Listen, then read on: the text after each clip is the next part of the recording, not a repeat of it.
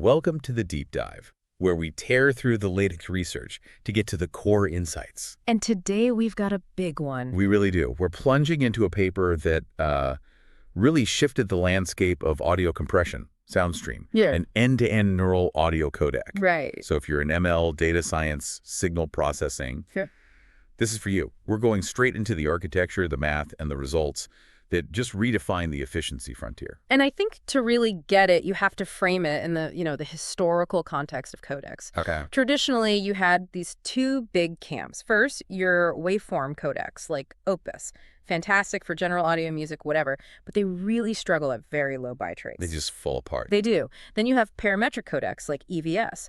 They're incredibly efficient at low rates, but, and this is a big but, they're built almost exclusively for human speech. They rely on these really strong domain-specific priors. So SoundStream comes in and tries to bridge that gap with a machine learning approach. Exactly. It challenges that whole dichotomy. Okay, so let's get right to their big claim, because this is what hooks you. SoundStream is pitched as this novel, unified solution for everything: speech, music, general audio. Right. And it does this while getting performance that was, usually only possible with those super specialized speech codecs.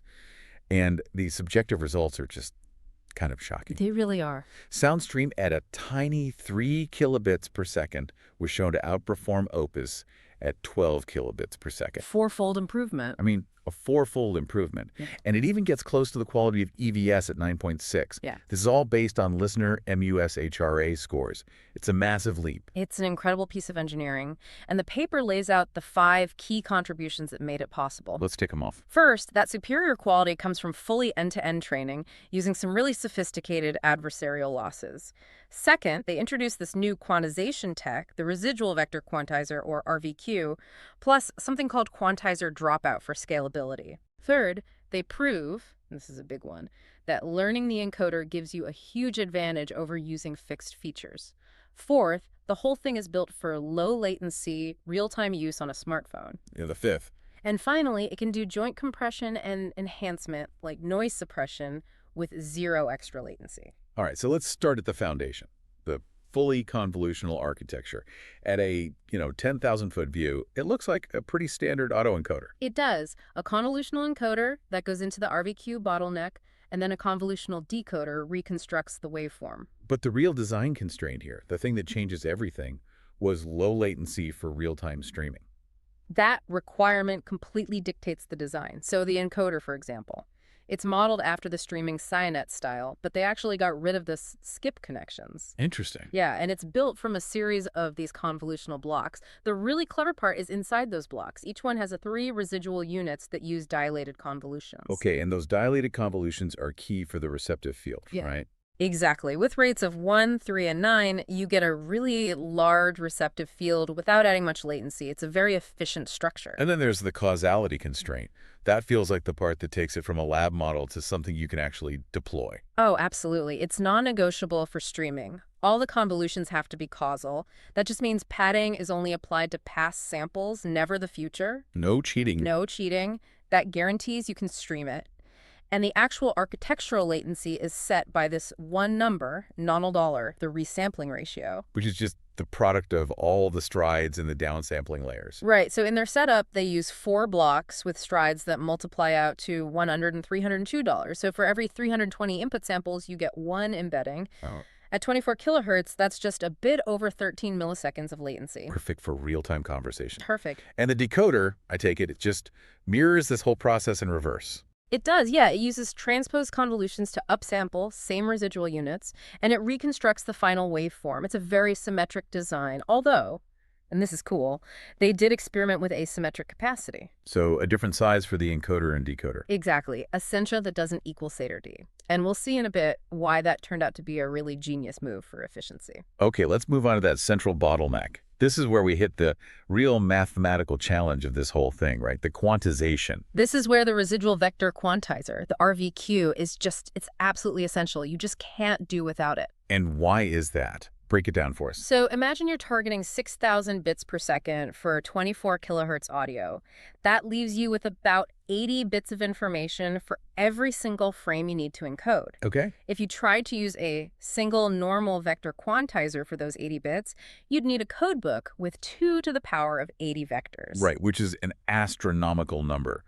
Utterly unfeasible. Completely unfeasible. The computational explosion is instantaneous. You can't store it. You can't search it. So you can't solve it in one giant step. You have to break the problem down. Precisely. And that is exactly what the RVQ does. The best way to think about it is like a progressive refinement. Okay. Instead of one huge VQ, the RVQ cascades multiple layers of smaller VQs, say a number of them.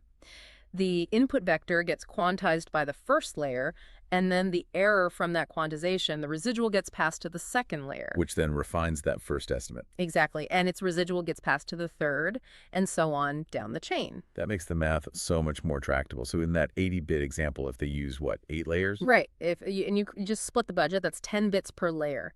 So your codebook size for each stage drops to 2 to the 10, which is 1024. And 1024 is trivial to handle. Totally trivial. And to make it robust, they used some smart training tricks from other papers, like EMA updates for the code books from VQVAE2, and a mechanism to replace unused code vectors so you don't get dead entries. So the RVQ solves the efficiency problem, but they also needed bitrate scalability.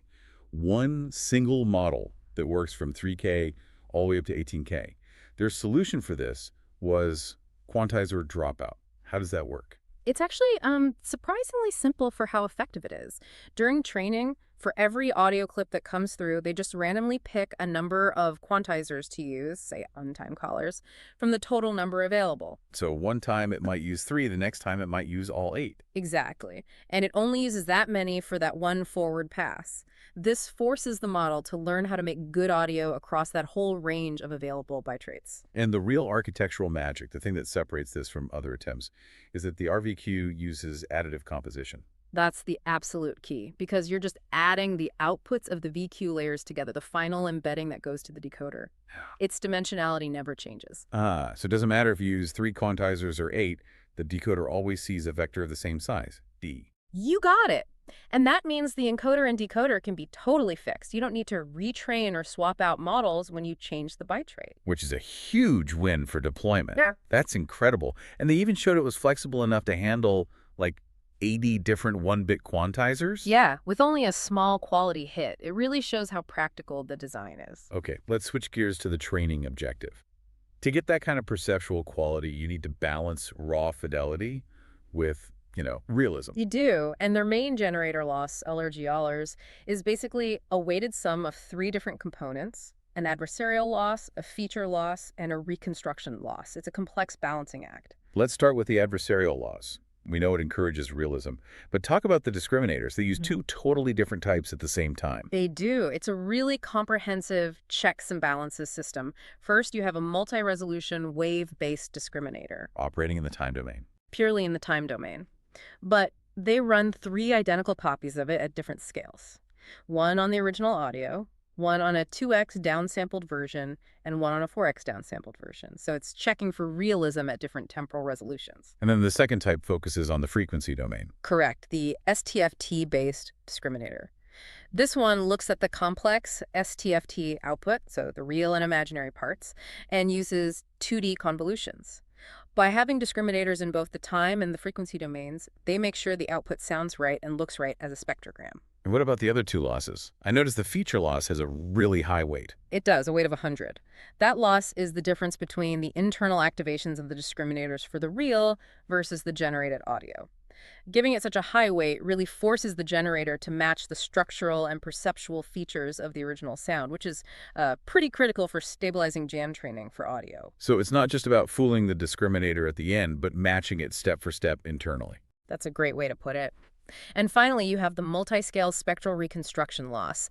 This is a mix of L1 and log L2 losses on MEL spectrograms, but they computed on spectrograms from 6 different window sizes. Covering all your bases from fine-grained to coarse. Exactly. It's an exhaustive objective function. So now for the payoff. The quantitative results and the ablation studies. We know the model works. It's smooth from 3K to 18K. Viscal scores stay high. But I think, as you said, this is where it gets really interesting. What design choices made it so efficient? Okay, The single most important ablation finding, the one that validates the whole end-to-end idea, is what happened when they swapped out their learned encoder What do they replace it with? with a fixed Mel filter bank, a standard feature extraction method used by models like Lyra. The moment they did that, the quality it fell off a cliff. Visqual dropped from almost 4.0 all the way down to 3.33. Wow, so that's a massive quality drop. It's definitive proof that the neural encoder isn't just a fancy add-on, it's learning a representation that is fundamentally more efficient for compression. It is profoundly more efficient. It's figuring out the absolute optimal way to pack that information. Incredible. The second big insight comes from that asymmetric capacity idea we talked about earlier. They profiled the model on a smartphone CPU and found it runs way faster than real time. But they also found that by moving computational weight from the encoder to the decoder. So a smaller encoder, bigger decoder. Right. Say encoder capacity of 8, decoder capacity of 32. They kept the exact same quality Visqual around 4.0, but the encoder speed just skyrocketed to over 18 times real time. So the takeaway for anyone deploying this is clear. Make the encoder light and fast for capture, and put the heavy computational work on the decoder side for playback. That is just smart engineering for mobile. And what about the quantizer dropout? Did that hold up against models trained for specific bitrates? It did. In fact, their scalable model trained with dropout actually performed a little bit better than models they trained specifically at fixed rates like 9 or 12 kilobps. So it's not a compromise, it's actually a benefit. It seems to act as a really effective regularizer, which improves the model's generalization while giving you scalability for free. All right, let's cover the final contribution. This idea of joint compression and enhancement. This is huge, because normally denoising and compressing are two steps, which means double the latency. It is huge. And they solved it by integrating the enhancement right into the architecture, using what are called feature-wise linear modulation or film layers. Okay, what do film layers do? They allow for dynamic control. They basically modulate the internal features of the network using a learned scale and shift a gamma and a beta that are generated from a simple conditioning signal. And that signal could just be a switch for denoising on versus denoising off. Exactly. It lets the network change its internal processing path on the fly within the same model. And the performance was basically on par with stacking two separate models, but at half the cost and no extra latency. Pretty much. But the most interesting detail, the real technical insight here, is where they did the denoising. They found that doing encoder-side denoising, so cleaning the audio before it gets quantized, gave them huge bitrate savings, somewhere between 7 and 20%. Wait, really? Just by cleaning it first? Yes, compared to cleaning it on the decoder side. That's a fascinating insight into the latent space itself. It basically proves that the learned representation for clean audio is just inherently simpler, more orderly, and more compressible than the representation for noisy audio. Absolutely. If you clean the signal before you ask the encoder to compress it, the encoder can find a much more efficient, lower entropy code. It's a key finding. So let's wrap this up. What's the final verdict? What does this all mean? I think SoundStream's achievement is really holistic. They delivered a single, scalable, low-latency architecture that really did close that long-standing gap between general audio and speech-specific codecs at these ultra-low bitrates. And they did it by masterfully blending these cutting-edge adversarial generation methods with a really clever and mathematically sound quantization scheme. And I think the bigger implication for the entire field is that SoundStream just validates the end-to-end neural approach over relying on fixed handcrafted features. The ability of that learned encoder to find a super compact, perceptually rich, latent representation is the real engine behind this whole thing. Okay, so a final provocative thought for everyone listening. We just talked about the massive bitrate savings you get when denoising happens before quantization, because the clean latent features are just more compressible. So here's the question. Go on. How might we leverage that insight to train encoders that always produce maximally compressed latent features no matter the input?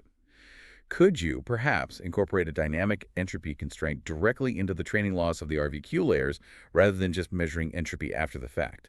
That feels like the next big challenge for this field.